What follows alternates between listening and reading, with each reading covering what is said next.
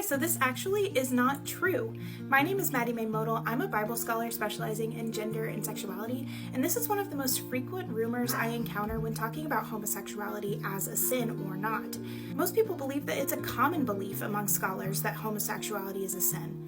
But that's just not the case. Most Bible scholars I know who've been trained at institutions not affiliated with a certain conservative denomination acknowledge the fact that homosexuality is not a sin. And the word homosexuality wasn't even added into the Bible until 1946. Follow me for more tips.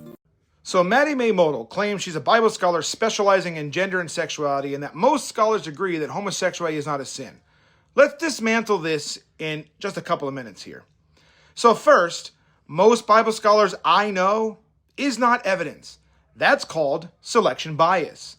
If you surround yourself with progressive academics from institutions already committed to LGBT affirmation, you're going to hear the same conclusion on repeat. Real scholarship tests the text, not reinterprets it to match cultural trends. And yeah, the English word homosexuality was not in the Bible before the 20th century because the word didn't exist, but the concept was. The Old and New Testaments describe same-sex sexual behavior directly. In Leviticus 18:22, it says, "You shall not lie with a male as with a woman. It's an abomination." The Hebrew word to'avah means moral abomination, not ritual. Romans 1:26-27, women exchange natural relations for unnatural ones. Men burned with lust for each other, committing shameless acts. 1 Corinthians 6:9, the Greek arsenokoitai.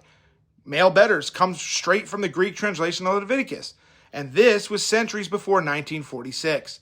The RSV translation in 1946 did not invent the doctrine. It used a modern term for an ancient reality. Every branch of Christianity, whether it's Catholic, Orthodox, Protestant, for well over 2,000 years agreed that same-sex acts were sinful. That's not a conservative denomination talking point. That's historic global Christian teaching until the last few decades when culture began pressing churches to compromise. Now, titles like Bible scholar mean absolutely nothing if your approach rejects the Bible's authority. The Pharisees in Jesus' day were experts too, and they twisted scripture to fit their traditions. The standard is not how many degrees you hold, it's whether you rightly handle the word of truth. The bottom line, the 1946 claim is a distraction.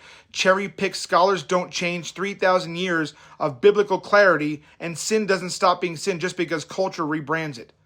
The Bible condemns homosexual acts in every era, every language, and every translation, period.